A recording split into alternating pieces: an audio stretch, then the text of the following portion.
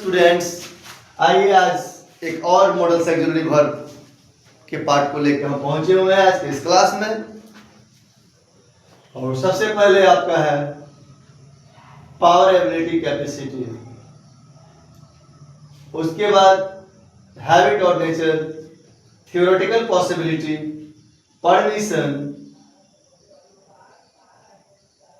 Power, ability. एक बार फिर यहाँ पर बी एबल टू के सेंस में, रिक्वेस्ट के सेंस में, प्रपोजल के सेंस में, इन सब के सेंस में कैन का प्रयोग किया जाता है।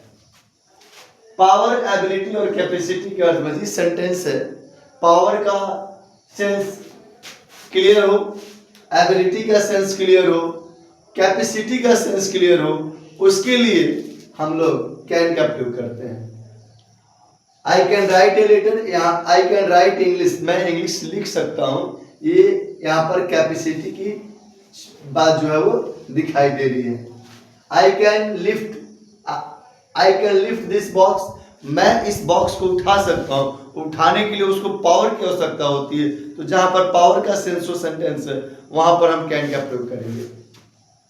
ही कैन स्पीक इंग्लिश, वह अंग्रेजी बोल सकता है। यहाँ से योग्यता का भावना का बोध हो रहा है, एबिलिटी का भाव बोध हो रहा है, और जहाँ पर एबिलिटी का भाव बोध हो, भाव व्यक्त हो, वहां पर हम कैन का प्रयोग कर सकते हैं आपके हेल्पिंग वर्ब के रूप में। हैबिट या नेचर, आदत या स्वभाव बताने के लिए भी मॉडल ऑक्सिलरी वर्ब के अंतर्गत आने वाले कैन का प्रयोग किया जाता है। जिस वाक्य से आदत का भाव व्यक्त, किसी की आदत बताने का कोशिश किया जा रहा हो, या आदत बताया जा रहा हो, या उसका स्वभाव बताया जा रहा हो, ऐसी स्थिति में कैन का प्रयोग करते हैं। The snake can bite anyone, यानी सांप किसी को भी काट सकता है, वो उसका स्वभाव है। ये नहीं कि जो उसको पेट किया, जो उसको पालतू किया है ना, जो उसको पालतू बनाया है, उसको भी वो क्या होता है, वो डस लेता है। ऐसा किसी को नहीं है कि वो, जैसे कि सपेरे लोग होते हैं, कभी कभी ये भी घटना सुनने को मिलती है कि सपेरे को भी क्या करता है, वो डस लेता है। तो वो जो है किसी को भी डस सकता है, ऐसा नहीं है कि वो नहीं डसता, वो उसका स्वभाव है। तो स्वभाव का भाव व्यक्त करने के लिए जो होता है कैन का प्रयोग करते हैं। ए संत कैन हार्म नो वन, एक संत जो होता है वह किसी को नुकसान नहीं पहुंचा सकता है। इसके लिए जो है आपका कैन का प्रयोग जो होता है करते हैं। यानी आदत है संत का, स्वभाव है। और ये भी जो है क्या, सांप का क्या है, आदत है कि वह किसी को काट सकता है। अगला थियोरेटिकल पॉसिबिलिटी, यानी सैद्धांतिक संभावना। सैद्धांतिक संभावना का मतलब ये होता है ना कि ये सारे लोगों को पता होता है, और उसको जब पता होता है तो कुछ प्रिकॉशन लेकर वो लोग चलते हैं। उसके बावजूद भी कहीं ना कहीं जो होती है, कोई घटना घट जाती है ना, that is known as a theoretical accidents. जैसे यहाँ पर है accident can happen to anyone, दुर्घटना किसी के साथ भी जो है वह घट सकती है। तो ये जो है आपको दिखा रहा है कि सैद्धांतिक जो है आपका क्या संभावना है, सैद्धांतिक संभावना है, और इसका भाव व्यक्त करने के लिए हम कैन का प्रयोग करते हैं।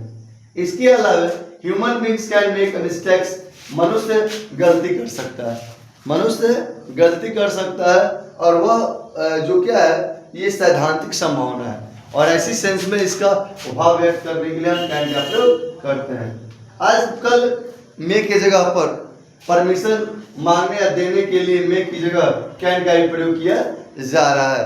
तो जो बचपन में हम लोग कहते थे ना, मे कमिंग सर, या कैन आई कमिंग सर, या can I go to can I go to drink water, can we go to drink water, ये जैसे सवाल हम लोग जो क्लास में पूछते थे, वही सवाल जो है आजकल, तो पहले मे होता था, मे आई कमिंग सर, उसके जगह पर आप कैन का ही प्रयोग कर सकते हैं, कोई ज्यादा दिक्कत नहीं है। लेकिन कब, परमिशन मांगने या देने के सेंस में। कैन आई कमिंग सर, क्या मैं अंदर आ सकता हूँ सर? यस यू कैन, हाँ तुम आ सकते हो।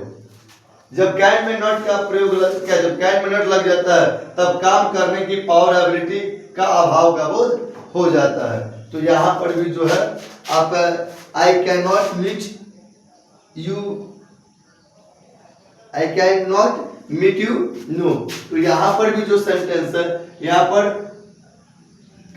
कैन का जो प्रयोग हुआ है नॉट के साथ, यहाँ पर पावर और एबिलिटी का यहाँ पर अभाव है, जबकि इसके पहले सेंटेंस में देखा गया कि यहाँ पर पावर और एबिलिटी है और इसमें जो है पावर और एबिलिटी जो है वो नहीं है। तो इस प्रकार के सेंटेंस में भी हम क्या करते हैं, आपका कैन का प्रयोग करते हैं। कैन के बदले प्रेजेंट टेंस में बी एबल टू का प्रयोग भी हम लोग करते हैं। अगर आई कैन ड्रिंक वाटर, मैं पानी पी सकता हूँ, और यही अगर प्रेजेंट टेंस में भी अगर कह रहे हैं तो I am able to drink water, ये भी सेंटेंस आपका कंफर्टेबल है और ये गलती की चांस यहाँ पर भी नहीं है। तो इस बात का ध्यान रखेंगे।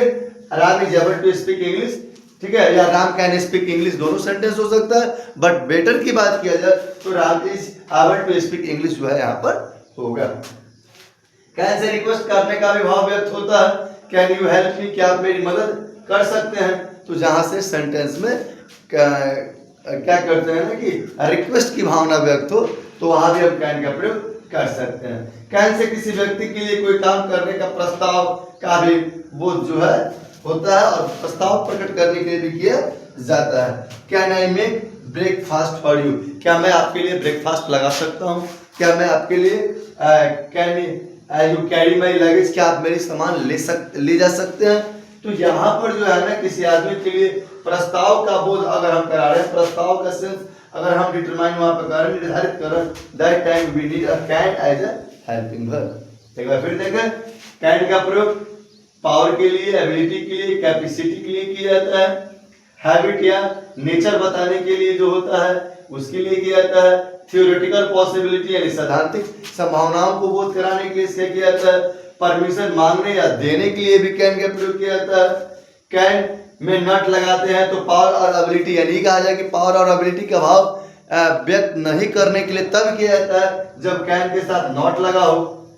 कैन के बदले प्रेजेंट टेंस में बी एबल टू का भी प्रयोग हम लोग करते हैं, जिससे कि कैन का भी सेंस हमें निकल जाता है और बी एबल टू एक न्यू वर्ड जो है उसके स्थान पर रिप्लेस या सब्स्टिट्यूट हो जाता है। कैन से रिक्वेस्ट का भी जो होता है वो भावना व्यक्त करने के लिए किया जाता है। कैन से किसी व्यक्ति को प्रपोजल या प्रस्ताव देने के लिए भी हम कर सकते हैं। तो ये रहा आपका कैन का यूज। अगले वीडियो में हम देखेंगे कुड का प्रयोग। तब तक के लिए इस वीडियो में इतना ही।